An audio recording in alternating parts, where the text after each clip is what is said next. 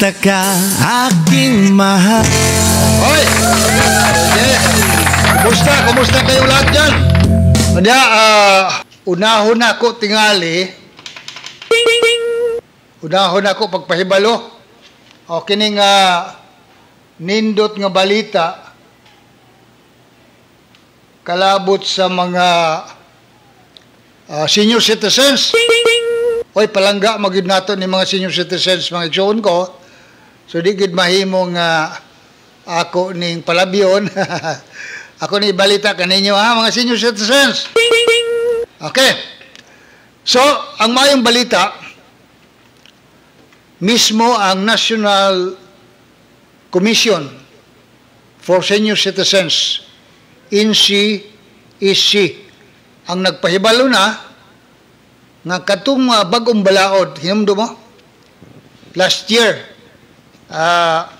doon ay bagong balaod katong gihinganlan og Expanded Centenarian Act. Usa ka balaod nga nagdugang og mga benepisyo alang sa atong mga senior citizens na mag-edad na og 80, 85, 90 o 95. Kana nga maong mga senior citizens sa panahon nga mag-birthday sila sa ilang ika-80 katuig, ika-85 katuig, ika-90 anyos, o ika-95 katuig. Upat, no? Upat ka mga birthday landmark. Tawag na. Kada bang mo na atong mga maagian kung itugot sa Diyos ang taas na itong kinabuhi, kanang 80 birthday, 85 birthday, 90 o mag-birthday, 95. Makadawat ka mo og tag 10,000. No? Ipatuman na kana karong tuiga kay natong niaging tuig medyo nagka-problema sa budget. So karong tuiga 2025 guaranteed na Department of Budget and Management doon na guaranteed na nga naa ang kwarta para ninyo. So ibalita kini sa atong mga kauban nga mga senior citizens nga karong tuiga magsugod na og paghatag ang tag 10,000 alang sa mag-birthday og 80, 85, 90 o 95. So, aniya, atong paminawan ang atong bago o bagong OIC sa National Commission of Senior Citizens nga si Dr. Mary Jane Loretze. Meron tayong mga advocacies na ginagawa kung pwede siya or hindi. Una, at sabi ng batas, kailangan pag-abot ng iyong milestone age na 80, 85, 90 at saka 95, kailangan March 17 ang ating palatandaan na buwan at petsa, 2024. Kasi naging batas siya ng February 26, 2024. So, ang sabi sa atin, March 17 ang ating simulang araw, pagbibilang niyan.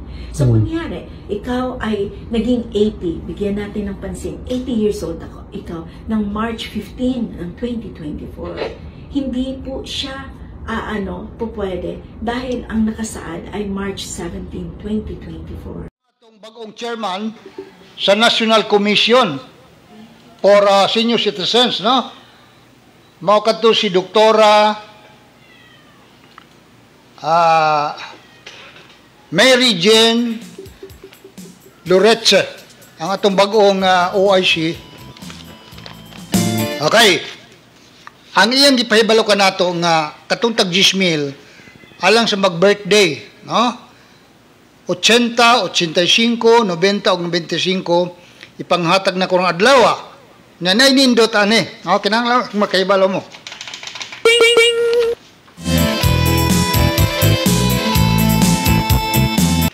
Katong nag-birthday na itong tuig 2024 sa niaging tuig, no? Wala pa man ni lagi ma-implementar sa niaging tuig tungod kay walay kwarta. So karon sa bag-o nga annual budget nato for 2025, salamat sa Ginoo doon na kwarta. So ang nindot nga balita nini nga atras, no, iatras sa niaging tuig katungwa kadawat makadawat apa niya timan magsugod lamang sa Marso 17, 2024. Paingon ngadto sa Disyembre, apil kamo nga makadawat. Remember, March 17, 2024. Tanan nga nag-birthday na hangtod sa Disyembre, katapusan sa tuig. Tanan nga nag-birthday nga 80, 85, 90, 95, makadawat kamo og tag 10,000 pesos. Hinumdumi ang pizza pag-atras Marso 17. Kung nag-birthday kamo og Marso 16, aywa na dito mahimo ana kay naaman lagi sa balaod. Naaman nakalatid sa iyang implementing rules and regulations. Ang iyang guidelines ba? March 17, 2024, magsugod diha ang mahatagan og tag 10,000. So kung March 16 patras, March 15 ay wa ta maapilan. Ha? So ingon na nga tumuhaton ng higala.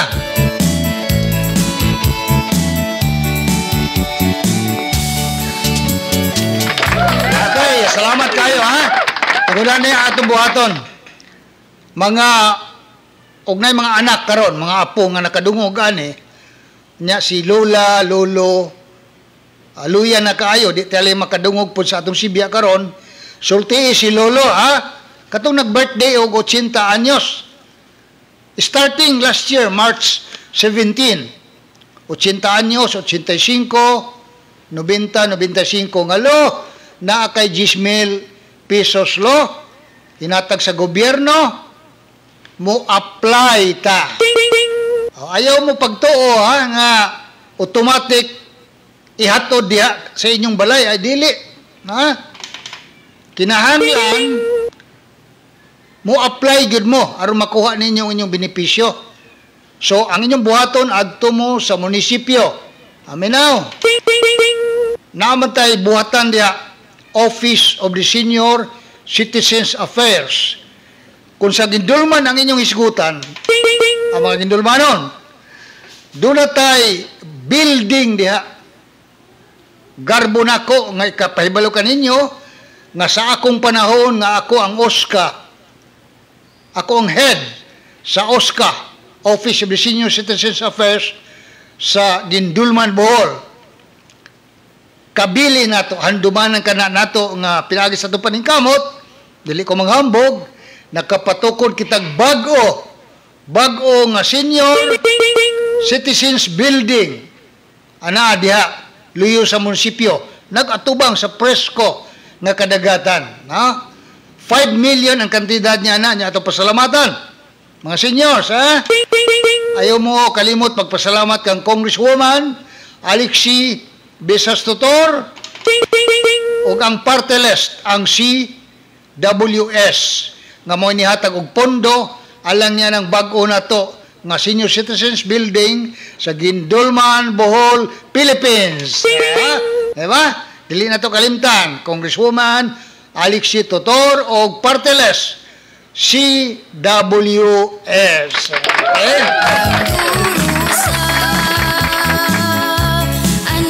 So ayan na muglangan ha. Adto na mo dito. Apply dito na i-form nga pilapan, unya kuhaon ninyo ang mga requirements. Doon na yung mga dokumento. Lang, simple lang. Natural, kanong sa kagi-anak. Araw pag matuod, nga ikaw 80 anyos na. 85, 90, 95 anyos ka na. No? Naay mo guide ninyo. No? Naay mo giya ninyo. Araw makumpleto ninyo, unya madawat ang inyong 10,000 pesos. So, adto na ha. Adto na sa OSCA, Office of the Senior Citizens Affairs diha sa inyong lungsod.